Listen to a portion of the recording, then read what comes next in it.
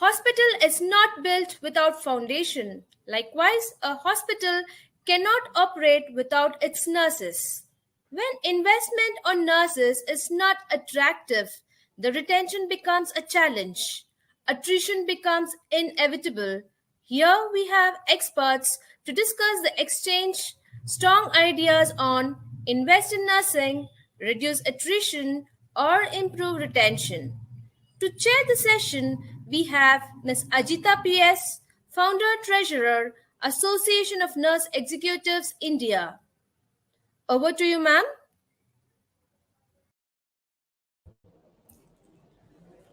Good afternoon, everyone. Very nice to have such a large audience gathered here. And in this session, we are going to discuss on invest in nursing, reduce attrition, or improve retention. What a perplexing, confusing, and complex puzzle this is. In the last 15 years or so, where I had been working in private sector as head of nursing department, I haven't found any magic answer to this, either any solutions. It is because we are not sitting across the table and discussing it with all the stakeholders, is what I feel. People are still thinking, should we invest in nursing or should we retain nurses? For the sake of it, we say that yes, retaining nurses is important, but how many of the healthcare leaders are willing to work for it? So this is a question we would like to hear answers from three doyens in their respective field today. Our first speaker is going to be Mr. Umesh Gupta, Senior Director, Human Resources and Chief People Officer of Max Healthcare Limited.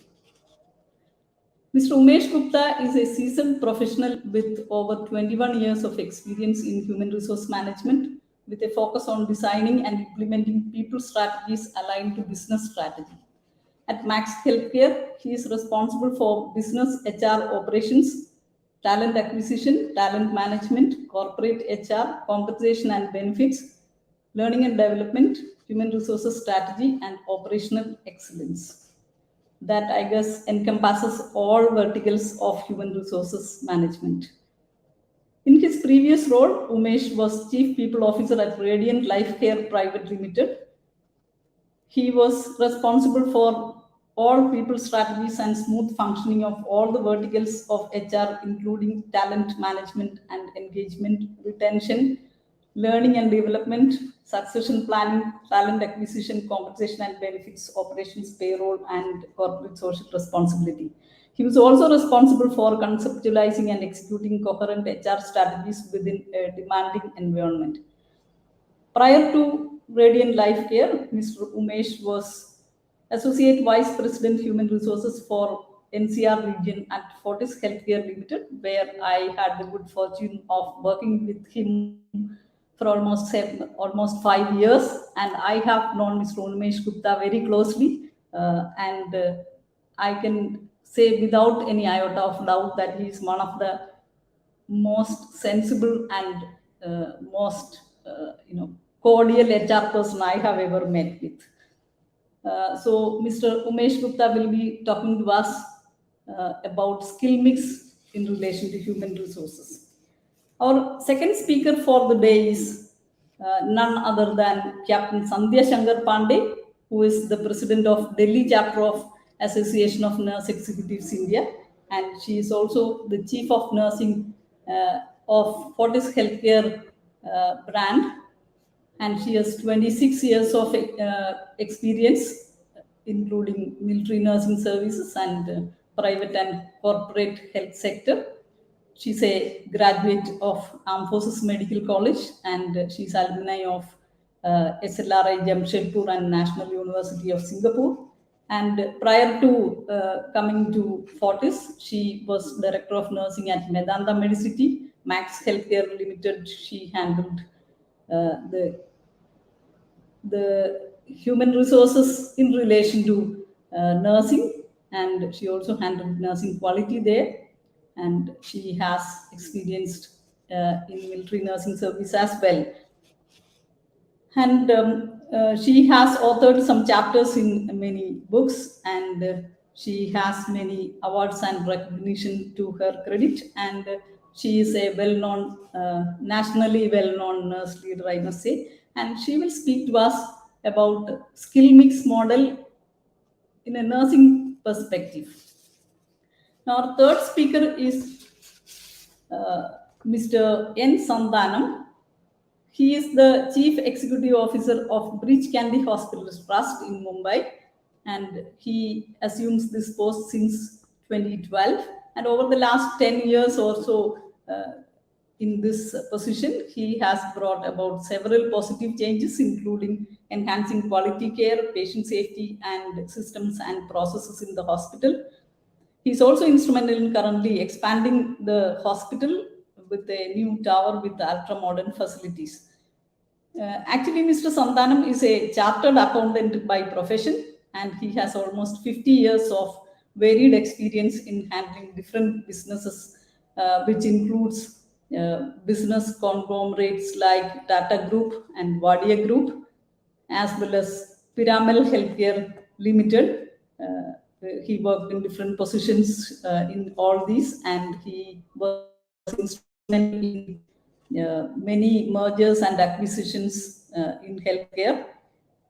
And I am actually speaking very happy to have Mr. Umesh Gupta and Mr. N. Santhanam, besides Captain Sandhya, with me in this panel, because it's very nice to get to question them, right? Because what a chief operating or chief executive officer does affect our lives, and what the nurses do and feel in the hospital.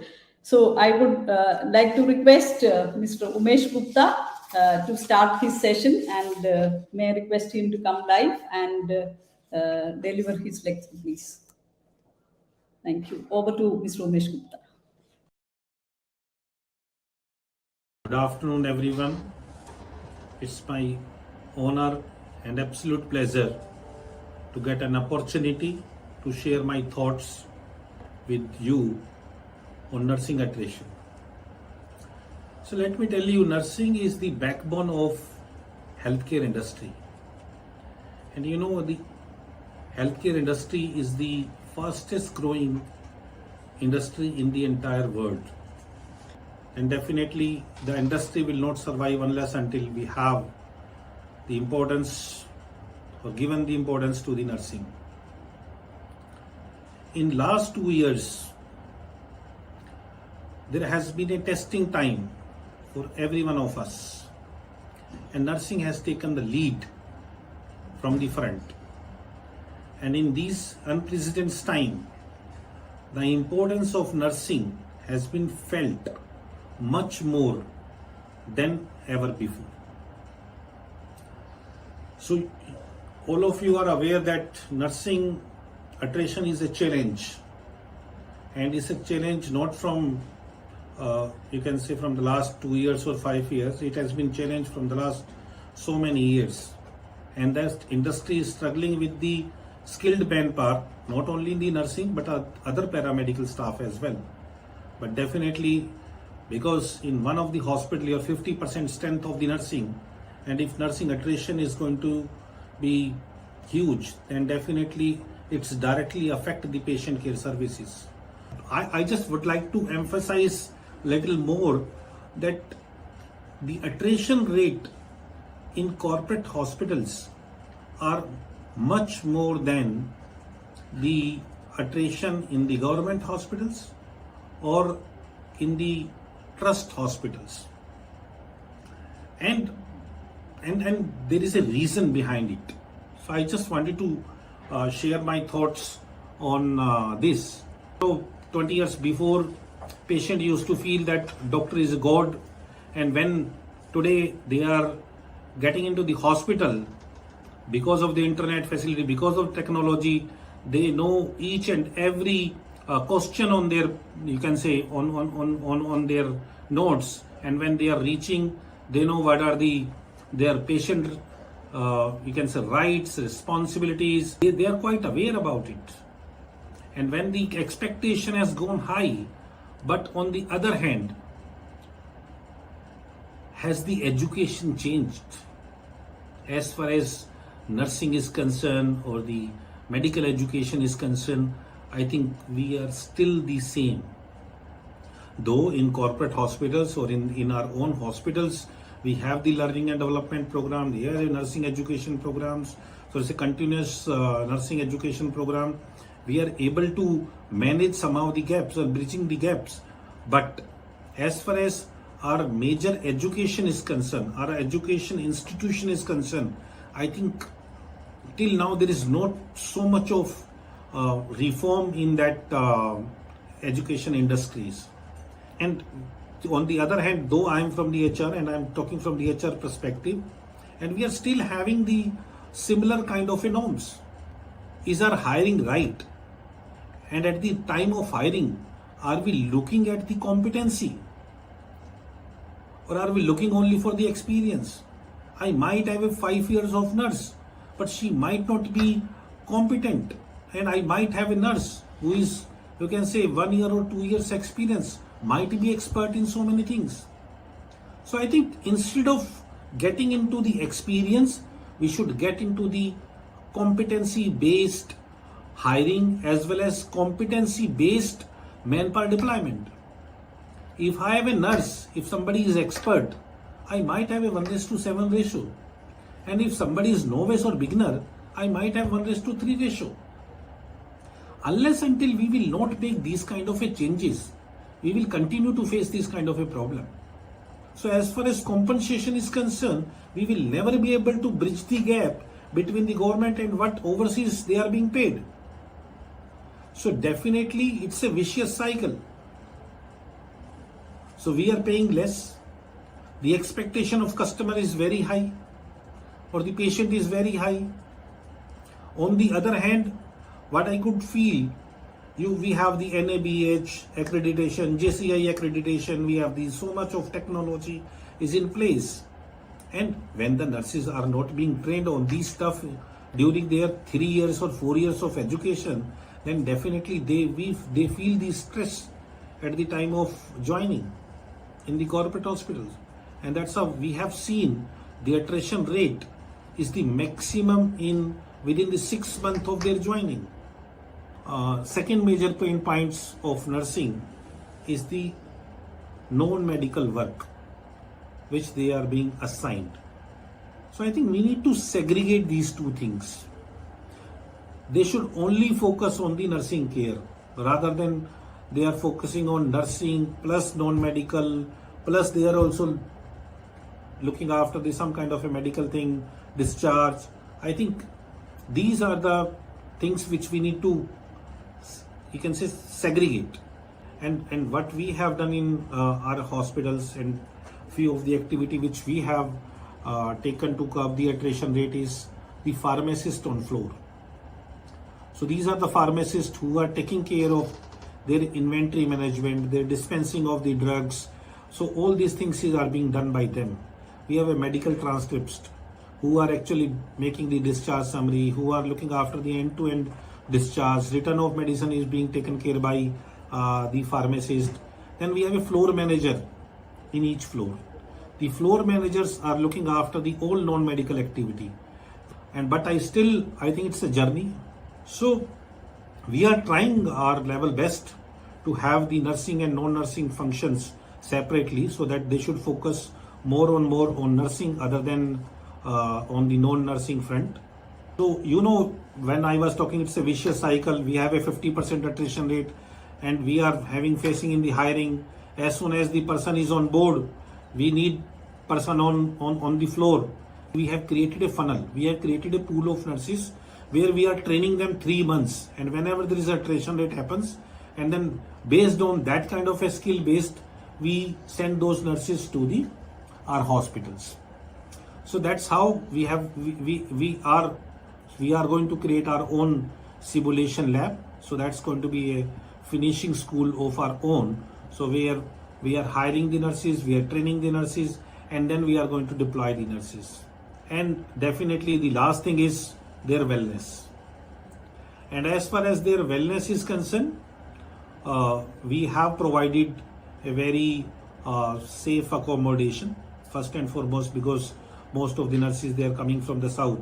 Then definitely accommodation is a big issue, and so we have provided the accommodations, and with that accommodation is kind of a food also is being provided to them, and then transport. So food, transport, accommodation, these are the three basic things. Apart from that, if they want to visit their hometown once in a year, that trip is sponsored to them. Every month we are going to have nursing connect program where we have heart to heart discussion with all the nurses. And major thing is their reward and recognition program. So we have different reward and recognition programs at Max Healthcare, and few reward and recognition programs are instant reward recognition program. For example, if doctor is visiting the ward, or if any non-medical HOD is visiting these wards, and if they see that somebody has doing a great job, then immediately we give the I appreciate you card, and that card is, so we have a technology that's a Umang technology. So it's on the so it's get flashed on the that mobile app, and then everybody will be able to see on in that hospital that this person, this nurse has been like given this kind of a recognitions by so and so doctor or by so and so staff. And even one nurse can appreciate the another nurse while doing such kind of a great job.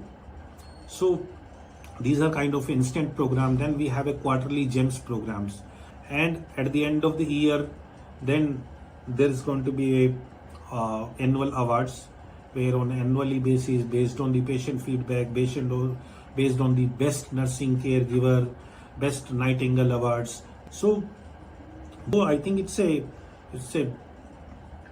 beginning, I could say, in Max Healthcare.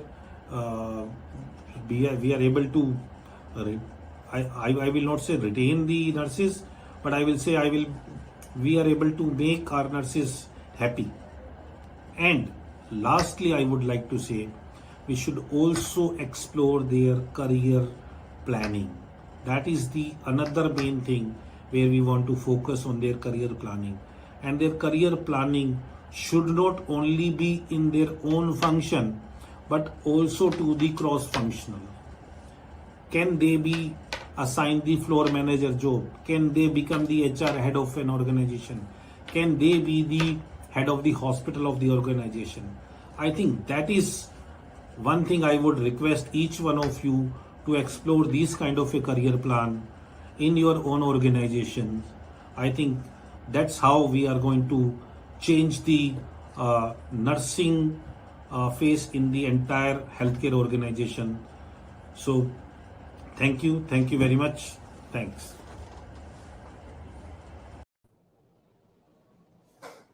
Um, Thank you, Umesh. Umesh has answers, very practical answers to many of the problems. I liked your, especially the last point, make a career plan.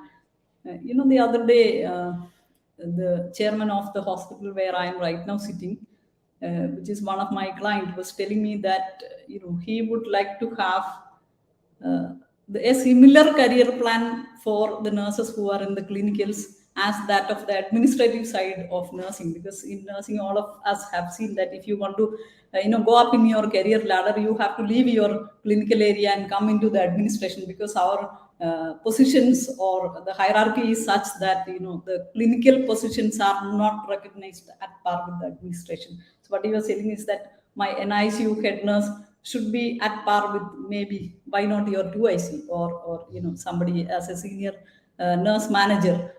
So these kind of career advancements and emoluments definitely will lead to some way or the other retaining nurses. So we definitely have to think what nurses want, and try to provide them, rather than what healthcare want out of the nurses, if we really want to have retention. Well, we will have the question session at the end. And I would like to request the delegates, if you have any questions, please send it across so that we can address it at the end of this session. Now we will have Captain Sandhya Shankar Pandey, who will talk about the skill mix model with a nursing perspective. And definitely, there is no one particular most suitable answer to this problem. So, if all of us in the leadership position sit together and think, we will find some solution. So, let's hear from Captain Sandhya Shankar Pandey. Over to you.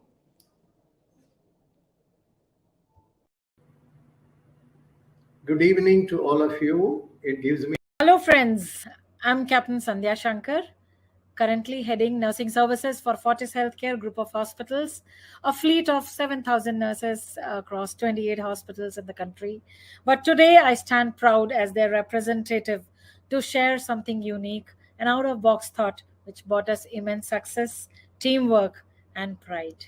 So allow me to upload my presentation and share it with you for next few minutes. Yes. And it's all about an enabled, empowered nurse leading the patient care in the clinical areas. So what is it actually? As on today, a nurse who works as an advocate, counselor, a teacher, a friend, a colleague, a coach, a mentor, not only to the patient but also to the family, has got multiple roles and have got huge expectations to fulfill. And posing this challenge, the nurse land up actually, as in today in the complex times, land up almost a significant time of their work in coordinating and communicating care. And this we discovered through a time and motion study conducted in our hospitals of almost 400 nurses, and for over the period of 60 days. And going forward, while as nurse leaders we combat with common challenges known to each one of you, be it attrition, be it scarcity of the trained work professionals, skilled nurses, quality of care, the clinician's suspicion, patient's apprehension, and the nurse's burnout. And all topped with the organizational goals of having a great care, a satisfied and happy patient, a trusting clinician who is actually a stress-free nurse. How do we get there? And there came in a unique thought of supporting the nurse with the other healthcare professionals by redefining their roles and in the journey of the patient care in the hospitals. And this actually during an acute phase, when during the post-COVID era, or I would say post-wave 2, when we were combating the acute scenario of non-availability of nurses, skilled workforce, challenged process, as well as the sustaining both COVID and non-COVID systems in the hospitals. And that's how nothing was working out, and the errors which were preventable were occurring quite frequently. But today, with the confidence of combating and winning the situation, I stand confident, I stand proud to share something which we invented, innovated, and successfully sustained within the scope of regulatory norms and keeping the nurses' practice safe. And nurses supported by the ANMs, pharmacists, paramedics, as well as ward secretaries.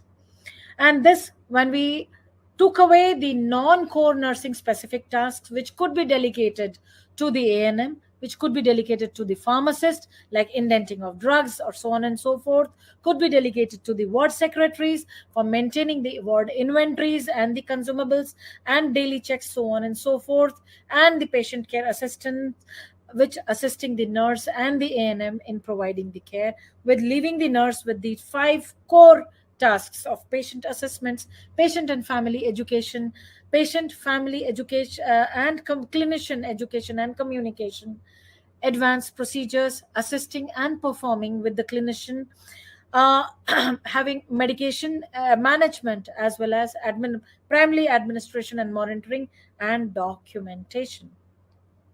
Going forward, the concept, defining a concept sketch by clearly identifying on who does what during the preparatory phase were the strongest building block for this entire initiative.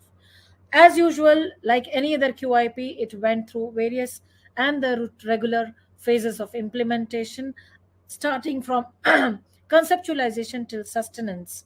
I don't deny that there had been multiple challenges, be it from the management, clinicians, our own nurses, the nurse administrators, or the confidence level of the team, because after all, it was an idea, a thought which was not implemented, not actioned before. But while it set in, and with the help of the belief of the management, when the various benefits were evidenced and the errors, incidents started to reduce, the comfort and the happiness level of the, I would say, rather put it across, satisfaction level of nurses increased, and the occurrence of the avoidable errors markedly reduced. The benefits and the success story started talking of its own to everybody, where each one of us started taking pride to talk about it. Yes.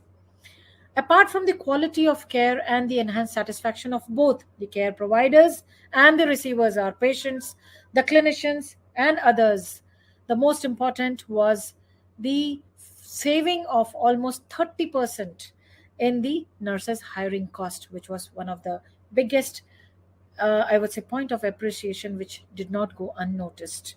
Through the efforts, while we talk of the quality performance indicators for the project identified in the beginning itself, you can see there had been marked improvement in, be it the medication errors, patient falls, patient positive feedbacks, or the hospital acquired pressure ulcers or the needle stick injuries. As far as taking the project and the initiative from one department to the rest of the hospital, there were everything done which is required, and of course it did not happen in a day or a week or a month. We went back and forth, lot of corrective measures, but yes, gradually it was a team which converged towards a common intent, and the journey became really easy, as you can see in this slide and the subsequent one, where the clear outcomes were quite evident in the form of zero upfront cost, because it was about the reutilization of the available resources, the manpower resources within the hospital. It was just re-engineering of the task within their scope of roles. There was an increased satisfaction in each of them when they received the blessings, acknowledgement, blessings from the patient, and acknowledgement and applaud from the management. There was lowering the reduction in significant reduction in the hiring cost and more satisfied nurses. Besides this, it actually helped us in reutilizing and reinventing, as well as empowering each and every healthcare team member in this caregiving team by converting a nurse into a manager, a staff nurse transitioning and transforming into a manager who was completely directing, managing, and shouldering the responsibility of the entire patient care during the hospital, during his or her course of hospitalization. While I stand proud to share my thoughts, each one of you is welcome to get in touch to know more about this initiative in case the need is felt to be replicated in your hospitals. Thank you very much.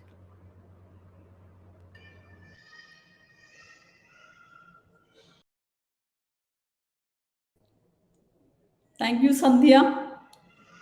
That was quite interesting a presentation, and from your personal experience of implementing that project. Well, in the question session, probably I will ask this. Where you generally said the benefits of implementing this project as to reduction of preventable complications and so on and so forth. I have definitely some questions to you, which we will address at the end. But very interesting project, and maybe different versions of this can be implemented in every hospital, where the way we deploy nurses, the way we hire them and put them on job. If we relook at it and look at it in different perspective, maybe we'll find many of the answers which are workable at our respective hospitals. But as it is said that there is no one single solution for any problem, so maybe replicating it exactly may not be the answer for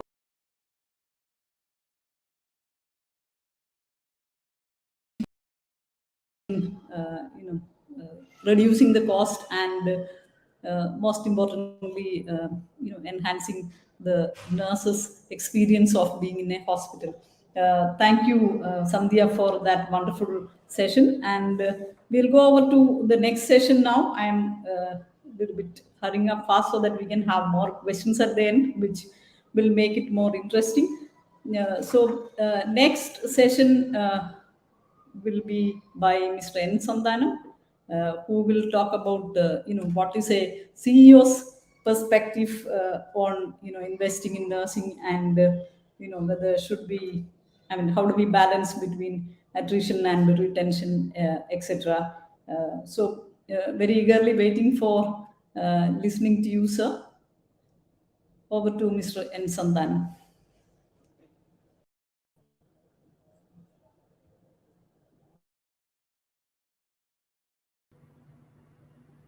Good evening to all of you. It gives me great pleasure to be here this evening.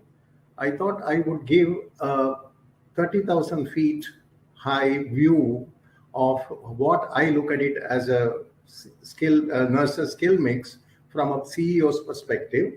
Can I have the slide, please? Next slide. So the topic which has been given is invest in nursing, which incidentally coincides with the international theme for the Nurses' Day. And only thing is, I was a little intrigued by the fact that we are saying whether it is you have to reduce the attrition or improve the retention. This, I thought, it's like get heads I win and tails you lose, because if I reduce the attrition, automatically I improve the retention. Next slide. So can the attrition be stopped? So what I would say is impossible to stop attrition. My philosophy is take attrition as a way of life, and I would rather take the bull by its horn. And we should not worry about attrition because, as I said, it is a way of life. When should I worry? I should only worry when there is no inflow. There is no free flow of nurses looking for employment in the institution. So long as the inflow is more than the outflow, I don't have to worry about it. And what do I do to make the inflow much attractive? That is what I have to do is make the working environment enjoyable and ensure value addition for the nurses' growth, or for that matter, any employee's growth. They should be a brand ambassador. When they go out, they should tell others, yes, this is the hospital which is worth working in. So in that way, I can stop the attrition. Next slide. Now, I will draw a parallel from other industries before really coming into the healthcare industry. You take the case of McDonald's. Highest attrition. I mean, who are all the people who are getting into some of these outlets are all school students. They per se, they know it is very few days or few months of employment with them, but still there is no compromise in quality. The second example is Domino's Pizza. Customer experience is the same, which in every nook and corner of the world you go, you pick up the phone call, you want a margarita pizza, the other side will say, please, that is what you took last time, you need to have something different, which we have very good. And the other parallel I can draw from here is from the IT industry, where they keep a sufficient bench strength. When we know that people are going to leave, there is going to be attrition. So before I start recruiting new one, I am able to get my own bench strength, which is fully trained. Next slide. When I compare other industries with healthcare industries, you will ask me, is healthcare industry the same? Obviously not. It's totally different, for the simple reason this is much more complex and sensitive, because it is dealing with health, life and death. It's entirely a different ball game. A patient comes to the hospital for getting a good treatment and with a better outcome. So attrition in a healthcare has much more debilitating impact on the outcomes, which we can't afford to do that. Hence, we need to ensure highest standard of quality despite high attrition. Now, how do we approach? How do you get and how do we attain this high quality of the people's skill? Next slide. Now, before I go into that, I would like to see, just like you have a patient's vital sign, I would put what are the hospital's vital signs. One, of course, is the patient safety, because a patient comes into your hospital to get treated, and he should not be or she should not be worse off than what she was. Safety is the highest concern. Then second is quality of outcome. When we are coming in here as a patient, you should go out, get discharged, the purpose for which you came in, with the complete fulfillment of all the ailments which you had. And one important thing these days is the delightful patient experience, because the patient needs are changing day by day. So we as an institution has to be nimble-footed as well as responsive to the constant change. For achieving all these, what is the one single factor which is required? That is the staff. So how do we keep that staff? It's complete intense training as well as the buffer strength, which I talked about in the IT industry. Next slide. So in the case of a nursing and the skill mix, what does it actually skill mix means? It refers to the number and educational experience of the nurses joining you. So here, demarcation of roles and activities amongst different category of nursing staff is very, very vital. But can we take one brush and completely paint the whole world? Sorry, we cannot do it. It depends on the specific ward type and the patient characteristics. In acute care, relatively a small increase in skill mix could impact a better outcome. This is what we have to ensure by being very specific to different types of wards. Next slide.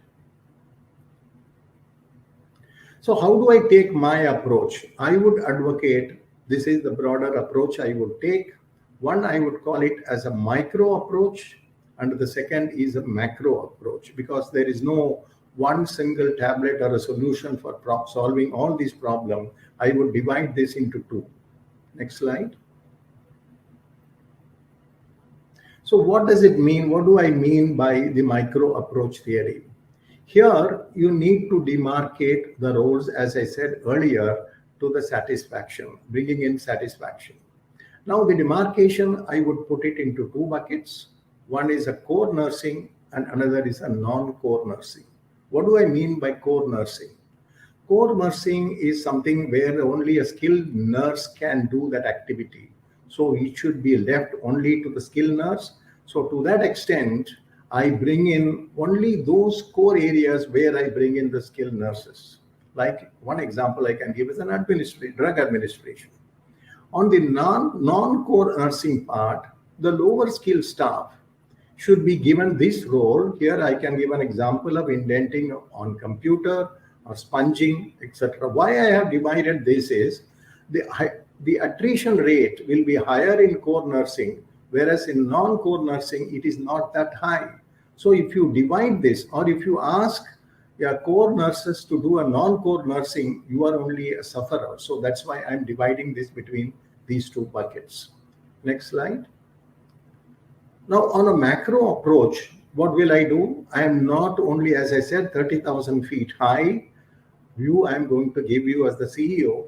So here, the hand holding. I don't want to depend only on the nurses or only on the core activities. So I would like to give a supervising ability of hand holding through the doctors as well as the support services. Because if you see here, when you have such a high attrition, you get newer nurses joining your institution. So I would ask the doctors, the resident doctors, to train them and supervising them, as well as the support staff, like for example, ward assistant or a physiotherapist. Some of these things which are main retention tools can be adopted in this macro approach. Next slide. So what I would put is, I would not restrict myself only to the skill mix in the nurses. I would take a very holistic skill mix. The holistic skill mix involves the doctors, nurses, as well as support service. So if one fails, the other one takes care, and the third fails, the second one takes care. This is like a circle, wheels within wheels. So if we do that, then perhaps we will have a better outcome in all the institutions which we are working for. This is my approach, and thank you very much for listening to me.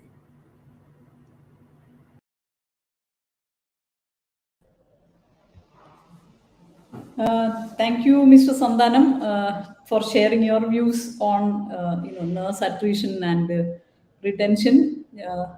Yes, no solution is an easy solution, but there are ways and means to still try our level best to retain the staff, and some of it is definitely involving the clinicians, involving the other professionals and practitioners in the hospital, and maybe non-clinical staff as well. So basically, it is an understanding by everyone in the hospital that patient care is not only the doctors and nurses' job, but everyone's. And basically, everyone who is not directly dealing with the patients should understand that their responsibility is to strengthen the hands of doctors and nurses. So basically, if these understandings are there in the culture of an organization, things become easier to implement. In fact, so we have almost half an hour or so for the discussions, and already there are some questions coming in. So Umesh discussed about very interesting points. That one of it, as I remember, is that um, there is significant attrition difference between private health sector and the government sector, as well as the trust hospitals. Very true. And me and Umesh together had handled one of the highest attritions ever I had in my career. In fact, about 72%, and that was height of it. Yeah. So if you, I mean, moral of the story was we had very smart nurses around, and one look at them, anyone would have hired them. So that was one of the reasons probably we had such high attritions.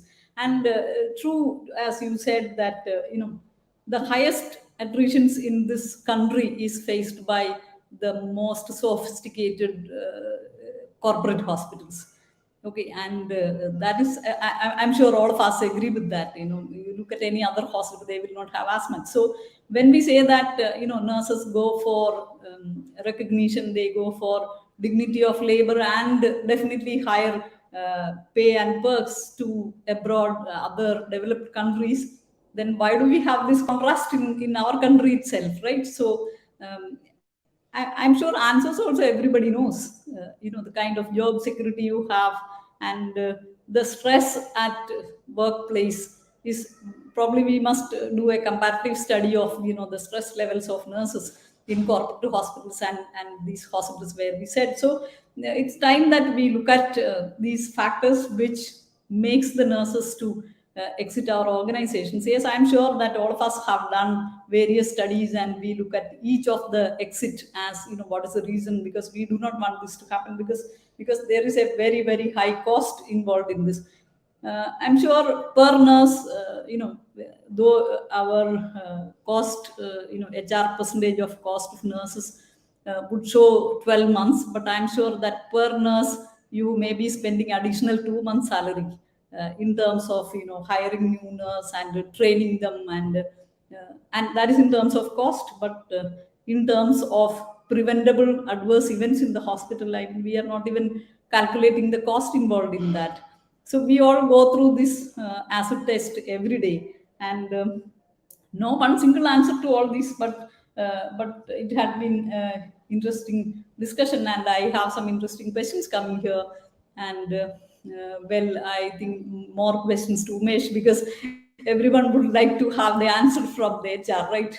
So we look forward to HR for having the answer. So uh, what was the percentage impact in your hospital with these measures, what you have said? That is one question. And another question to you is, how can we have more dialogues? How can we encourage more dialogues between the HR and the nurse heads? And also, how can you, encourage HR professionals to be more nurse centric? Okay, to you, Umesh. So thank you, Ajita. And I think first and foremost, let me take the question one by one. The first and foremost is like what percentage which we were able to reduce the attrition. So see, it was not only to reduce the attrition, because reduction of attrition is it's a very challenging task. And when our nurses are going abroad, there are 60,000 nurses shortage in NHS, and these nurses are being recruited basically from the corporate hospitals or the good trust hospitals where the people have spent. So for example, if somebody has spent approximately 2 years of experience in any of the corporate hospitals, they are actually going to get the very good job overseas. And there is a huge compensation gap. So with these, and definitely what I said, there is a huge difference between what compensation private hospitals are giving and what governments are giving. So it's not that the nurses corporate hospitals are losing from one corporate hospital to another corporate hospitals, but yes, definitely losing either the overseas or to the government hospitals. So however we are able to say retain more nurses, or I can say my percentage of attrition rate is quite low. So when Ajita has said we were struggling with the 76, 72 percentage of nursing attritions, right now in my organization the nursing attrition is below 50%, which I feel that is one of the best in the corporate hospitals. I won't say it's the best, but I think it's one of the best. But what I would like to emphasize here is my nurses are happy. So it's first and foremost is, if my nurses are going to be happy, they will be able to provide the services or a better patient care services to the patients. And that's how it's a journey. So I don't think so we will be able to get our attrition rate in 30s or 35%. But yes, still we have to live with this 50. If I will be able to uh, maintain my attrition rate between 45 or mid 40s, then I would be very happy. Uh, you can say, with this kind of attrition rate. But our major focus is on how can we make our nurses happy, how can we bridge the gap of skill gaps, uh, like what patient is expecting and what my nurses are offering. So I think it's major focus on their reward and recognitions, their skill gap, their learning development, their career paths. So we are actually working on that. And the most important is the deployment, not only based on the experience but based on the competency. So And this is one thing. great. Another, yeah. I So agree with you. second, Yeah. yeah. Please go ahead. So second is like how can we have more communication between the HR and the nursing? I think this is one thing the HR needs to learn, because my 50% of manpower is the nursing manpower. And nursing, I said, they are the backbone of healthcare industry. And unless until the head of the hospitals or HR head are not going to have a dialogue with the nursing or the head of the nursing, I don't think so they will be able to survive. And even healthcare is going to survive, because there is, over a period of time, there is going to be shortage of nurses. So definitely we need to have a dialogue, we need to understand, we need to actually take the round of the hospital and see what are the pain points of nursing, meet each one of them, understand their pain points with their connect. I would urge with each head of the hospital, and actually as a head of HR for the entire Max Healthcare, my first and foremost, with all HR heads, I have given the instruction: you do whatever you want to do, but you need to take the round of the hospital. You cannot miss the nursing connect with them, and you have to spend at least every day. You have to spend at least half an hour with the nursing head. And I think Ajita can vouch. I think during the 5 years, I must have spent maximum time with the Ajita rather than any other function. So, Absolutely, Umesh. and And I have learned HR from you quite a lot. I must say no, that no, no, has nothing. We learn from each other. I think we both have traveled to Kottayam also for hiring of the nurses. So I know I have also learned a lot from you on the nursing front. So I think this is how it's only the communication. Communication has to be there between the HR and the nursing, and they are Like, actually the partner. They are actually the partner of running the entire nursing. Umesh, how I wish heads of the hospitals are listening to you right now. How to drive this into their heads. I don't have any magic answers. And yes, if we cannot prevent attrition beyond a point, at least what you said is right. You can make the nurse happy. They will bring Yeah, more nurses to your organization more than anything else, right? If nurses say to another nurse that, oh, please don't go there is a lot of confusion and chaos and stress over there, you will not get nurses. So that is most important, that at least encourage them to get more nurses, or their colleagues, juniors, whatever. yeah. Next question is to Sandhya. Sandhya, when you implemented this, did you face any problems? Because it sounded very, very interesting on the slides, but I'm sure you would have had your share of issues, right? So just talk about 2 minutes about that, okay? Not very elaborate, but just Yeah. like. So, Ma'am Ajita, that my head started spinning that how to, just list the points, because it was just a 9 minute chase when we um, wanted to talk about the success story, Yeah. and it has everything in it, be it your own team or your own people, your very own nurses. So starting from within the team till the outermost circle, or be the supervisors or the even the security standing at the gate of the hospital. So it was the convincing, the alignment, selling of thoughts, and buying their ideas, everything which was involved, which has, I would say, it's draining, but I would like to take the opportunity here to salute to the two nursing heads who had the guts, who had the courage, and who had the risk taking appetite to conceptualize this, to envision the outcome, the end, understand the end point, and then start the journey. It was tough. It was very tough. That's Okay, why I so just made one so line on a as one to with ten so scale, many. Yeah, on a 1 to 10 scale, how much would be the difficulty in implementing difficulties. something which you faced? I mean, you said Implementing you difficulty, I would say first 3 months, it was 3 out of 10. okay. First 3 months. Mm-hmm. 3 to 6 months, 3 to 6 months, I would rate it 6.5 out of 10. Oh, okay. At Mm-hmm. 7th to 9th month, it was 11 out of 10. Oh, People had to okay. taste and reap the benefits to buy the thought. Mm-hmm. So Okay. that's why the word probably had come in pilot. Okay, okay, Yeah. great, interesting, I would say. So, I mean, there nothing is easy. So, you would have to first you have to be convinced about the idea, Absolutely. and Yes. I absolutely agree. So there is one question to you. Someone has written in the chat box that if you have all these solutions available, then why are nursing heads not going ahead with it? Are you really afraid of change? I mean, not personally to you, but generally, we do see a lot of nursing heads, and No, it it's not to be easy. advanced. There are 3 points in it. First one is understanding of the concept and plan by the nursing head herself. That is Hmm. something very important. So every nursing head may understand, may not understand.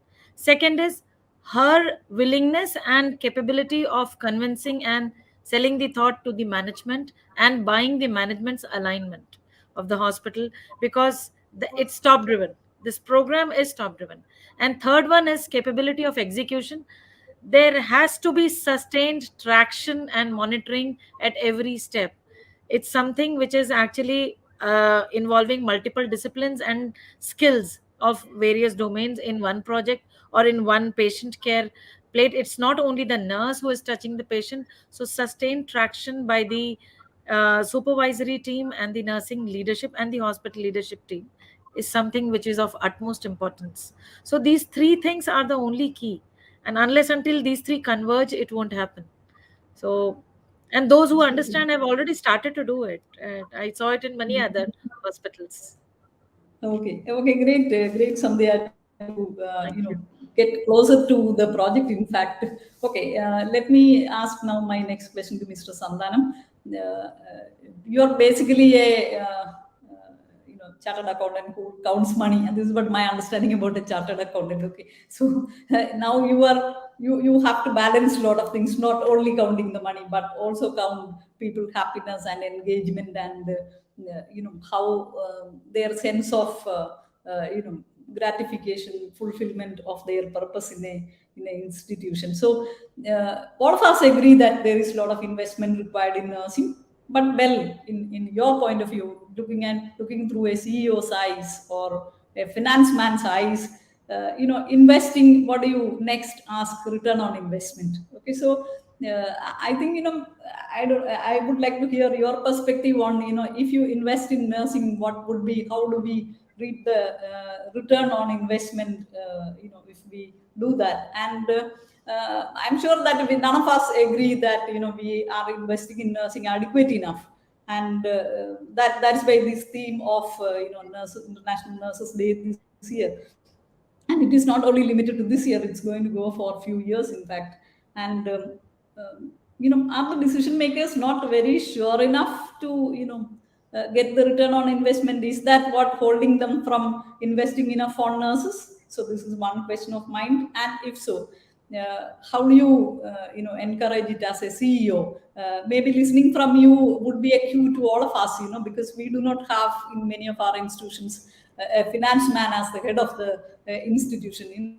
Head of the institution, CEO only knows to count money and not the other aspects of it. So it would be very interesting to listen to you on this account.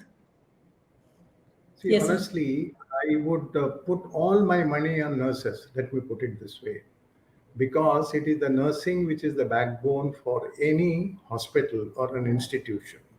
You see, sometimes it's very difficult to imagine a hospital without nurses. And more so if you see a Bombay model, the consultants are not full-time consultants. Yes. Actually, they get attached to so many hospitals. And who is the one who is really with us? These are the nurses. So I would put all my money on nurses, which we have been already investing in this. I mean, in fact, earlier, Mr. Umesh Gupta as well as Sandhya were talking about different, job profile. How do you make the nurses interested with various other activities and other things? And we have set a great example. One is with our own, nursing, we have not segregated the HR outside. There is a HR, but the nursing HR we have combined with the nursing head herself. The second thing is we have realized there is a great synergy between nurses and the experience, a delightful experience which a patient goes through when patient gets admitted in our hospital. So we have combined. In fact, we were looking out for a chief experience officer, but we thought there couldn't be any better person than a nursing profession or a nursing head who can combine this. I mean, this is the best investment which I would think that I am making it in our hospital. And I would encourage many institutions, like Umesh said, that give them more responsibilities. A simple example I can tell you, during the COVID time, when everyone was very scared to enter into a COVID ward, these are the nurses who have done multifarious activities. Their skill ability is really vast. You give them a chance, I'm sure they will perform it. So in terms of ROI, that is the return of investment, incidentally, I've forgotten my accounts long back, ever since I came into the management side and looking at it. But still, being a basic finance man, as you rightly said, everyone thinks I am looking at it from the finance angle, which is very essential. It is my responsibility to ensure the hospital is in good health in terms of finance. But what do I do is, that's the reason why when I talked about the increasing the bench strength, it is an extra cost, mind you. It's not that if you require 100 jobs, I'm keeping 120 nurses jobs. So to that extent, 20, I'm investing more, but I expect that if I get a better outcome, for instance, in my own hospital, Rich Candy is known for the best nursing. How is it? Because without a limit, without any limitations, I'm investing on nurses. And we talked about the attrition.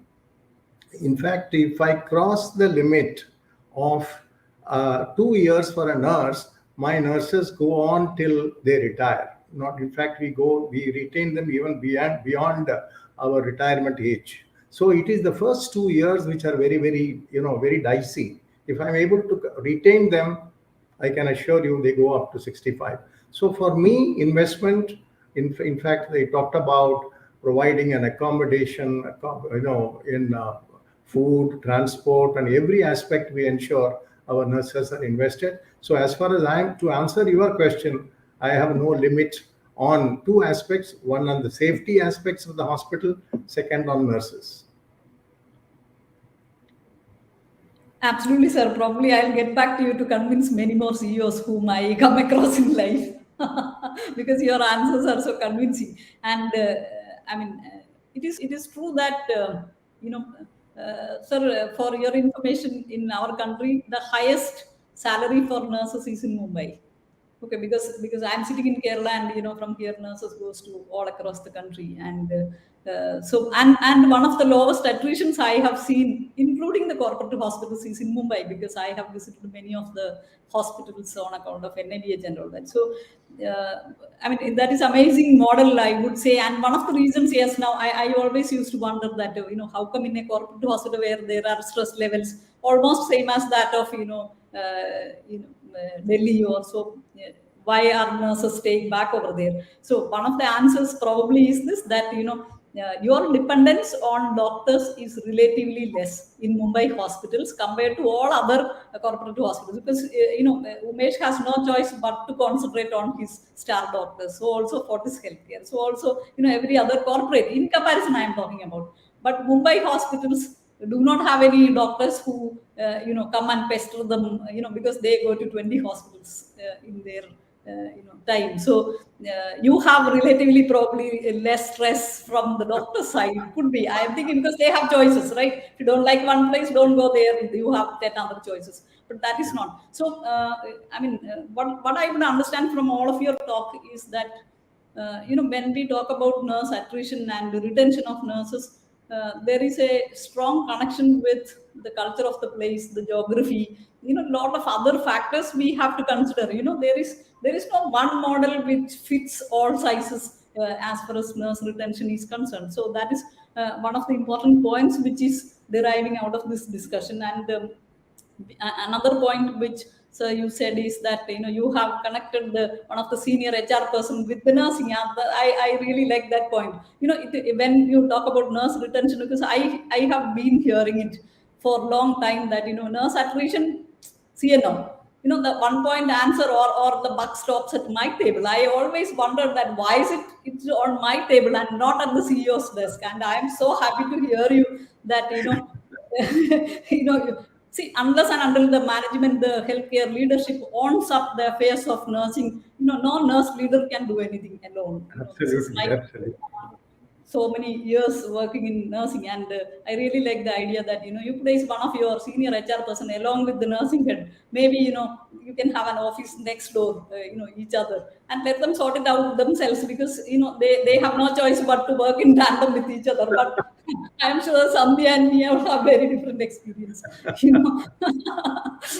So the corporates in Delhi probably is very different, or maybe in other parts of the country it is not different in Kerala either. So I can't really single out the northern part of India.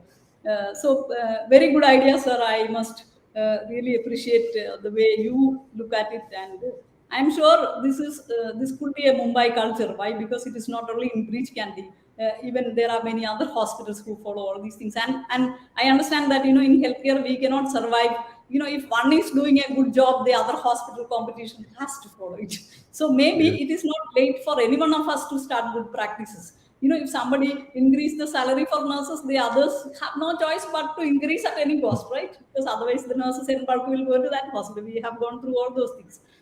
So it is never late to start good things by anybody, because not only because of the fact that your nurses will feel better, but also the fact that it will spread, because others will not have any choice but to follow good practices. So that is something which is very interesting. And maybe we nurse leaders, I feel have a very important role in this, where we understand more of HR. The practical difficulty what I have faced dealing with so many nursing heads, especially in my current role as a business head, helping hospitals to sustain.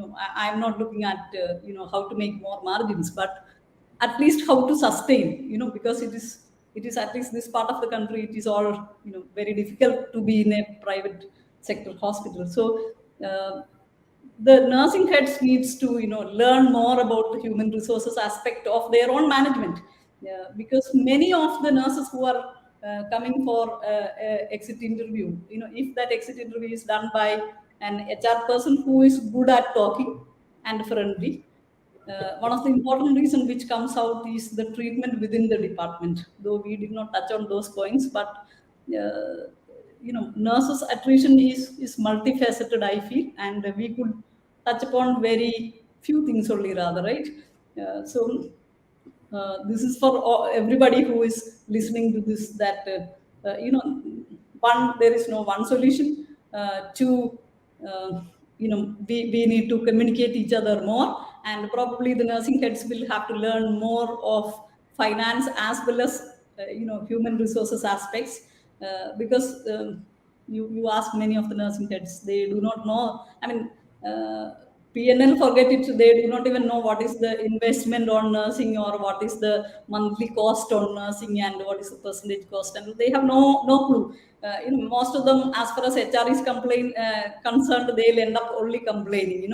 You don't have nurses. Nurses are going away. Give me more nurses. I mean, most of the nurses, I wish Sandhya and me, and all of us in ANEI would do something about making the nursing heads more empowered in terms of understanding of the whole situation. When you see it comprehensively how the hospital is run, I feel that more solutions will come up, rather than we talking the same story all over again every day, right? Because these problems are not going to go away. As Umesh said, I'm absolutely with you on that. We cannot compete with the salaries what the foreign countries offer. Probably there is one more suggestion is there, which I don't know. I mean, every forum I make it a point to mention this, that I don't know about the other states. In education, the government pumps in money, right? Like the hospital is owned by the person, the management, but the salary is paid by the government, right? If the government owns up healthcare, I feel their ownership of healthcare is comparatively less than the education sector, because they pay the salaries in many aided schools, where in hospitals we don't get anything from anybody, right? We are left to fend ourselves, where we have only source of income is taking more money from patients. We do not have, and how much we can do that, we have to keep a balance. And there is increasing demands of this increasing cost of healthcare on account of human resources. So maybe all of us should put our head together to find out how to impress on government to allocate more money for healthcare, and in that how can they support private sector. And maybe there can be different equations derived, because see, in our country, government healthcare sector caters to about only 30% of the healthcare needs of the country. The rest all are from private sector. May not be from corporate sector, but however, maybe single person owned clinics, and those clinics are supporting 60, maybe 40, 50% of the healthcare. So why does the government silent on this? That the healthcare, most of these private clinics are owned by doctors. They are struggling. I mean, how to give salary to their nurses? May not be many, but still. So we need to have more discussion on this. We need to have more dialogues, and maybe more active participation besides our busy schedules and struggles within our own institutions. Maybe we'll have to step out of our control zones, and come at a national forum and lobby for these kind of things. And that is what we should do. I will give maybe 1 minute each for concluding remarks from all three of you. So Umesh, we have another probably I think 3-4 minutes are there with us. So maybe 1 minute conclusion from all of you, please. With that, we'll wind up. Thank you. Umesh, please. I think you are muted. Yeah, at last, again, I would like to urge, I think, we should focus on the happiness of our nursing staff. And the two, three things which I still reiterate, that always we talk about the nursing ratio, and then numbers. I think we should focus on the quality and competence of the nursing. And also, what Mr. Sadanand had said is the bench. And actually, right now, we are working on the bench. We should have to have our own finishing schools, because what we are doing right now, we are getting the fresh nurse or the 1 year nurse, and before the induction is over, we have a shortage of nurses, and then the patient has been assigned. So we should actually work on the proper functional orientation program for 2 3 months. We should have to have a bench as soon as the nursing leaves the organization. We should be able to. So uh, so we should have to have a funnel of we can say, from where we can get the trained nurses rather than deploy the fresh nurses. We should deploy the trained nurses, and definitely Appreciate their your career path, yeah, and then the career path. So it should appreciate not happen that so they are only restrict either the senior staff nurse and then a nursing supervisor. They should have to have, as Ajita has said, that why can't our nurses be the OPD manager? They can't. Why can't they be at a, you can say, nurse manager? So I think these are the few innovative ways we need to look into it. And I think more so we need to empower our frontline nursing. As like I'll just give you one example. Like if you go to a Starbucks or anything, and you free if you are getting a cup of coffee, and that you said that no, this is not fine, this sugar is less, they just actually give you the another you can say cup of coffee yes. instantly. So that means they have empowered their frontline staff for giving the, you can say, for giving the better patient, better services. That's how we need to empower the frontline staff of the hospital, whether that person is a nurse or person is a, you can say, front office or the GDA and TPA. I think these are the empowerment is required if we need to have the best patient care services. And I think our chairman motive is to have the Yeah. most well regarded healthcare chain. And I think right now we are working only on to how can we be the most well regarded healthcare chain. So I think if we Absolutely, are going to Umesh. invest, uh, you can say, in nursing as well as frontline, we Great, it's a great. journey. So Yeah, yeah, absolutely definitely, agree, Umesh. yeah, yeah, it's a So journey. since we Yeah. have to wrap up, I will ask Mr. Sandanam and then to Sandhya. Mr. Sandanam, please cut short your this thing because we don't have much time. I have 2 minutes left. Yeah, Yeah, yeah, over to you, sir. I will be very brief. One common thread which has come through all these three learned speakers is that we have to bifurcate core and non-core nursing in order to reduce your attrition. I think that's the, in fact, without knowing all three of us each other, I mean, everyone came and hit the same nail. The second part I would say is I would fully endorse what Umesh said about the keeping the nurses very happy. That is very important from my mind. And the last one, which I would say, you asked me a question about the return on investment. Please do not consider investing in nurses as expecting a return. The return will come on its own. Forget about it. You go on investing to the best of your ability.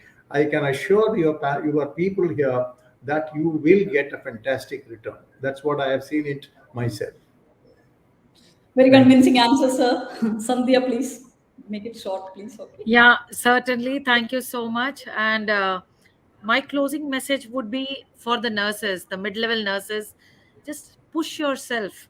And especially for the mid level nurses who are the face for attracting the junior nurses and retaining them, who are the face to the clinicians about the nursing cadre, and who are the face of communication to the level up for the nurses and the senior management. So learn, push yourself to talk with facts, push yourself to handle data and understand the processes and how to measure them. Without scientific evidences, we cannot be talking only on the basis of emotions, because people out there are not going to believe us. We need to be scientific, we need to be fact driven, and we need to be the process champions for the hospitals. Thank you.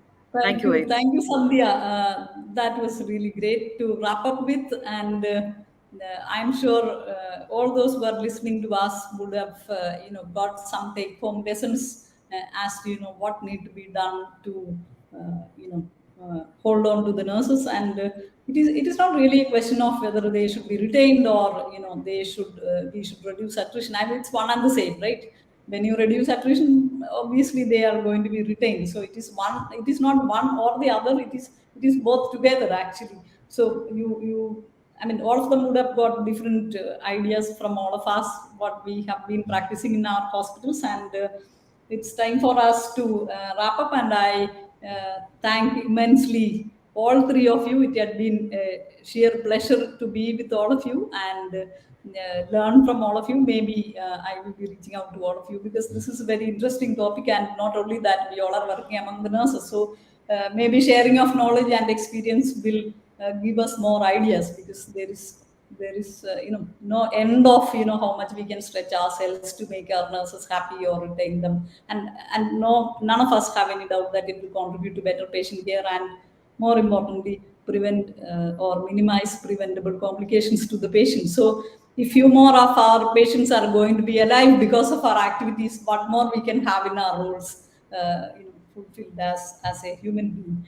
Thank you so much, each one of you, and thank you, audience, for patient listening, Thank and you. all to the organizers. Thank you so much. Thank Bye-bye. you. Thank you. Thank you, Ajita. Thanks, everyone. Wow, what a wonderful power pack session. Wow, what a wonderful power pack session. So here we close for this particular day with all those particular knowledge what we have learned and acquired. So we will be heading for tomorrow's session exactly at sharp 11:45 a.m. So we'll be beginning with the discussion on influence of technology as the first session, and then we'll also have paper presentations. And then we also will have a big question as a discussion over invest in nursing. And then we'll also have a discussion on healthy work environment. And then finally, we'll wrap up for the day. So happy to see you all today. And we'll all be most excited to see you tomorrow. Till then, stay safe, stay connected. Thank you.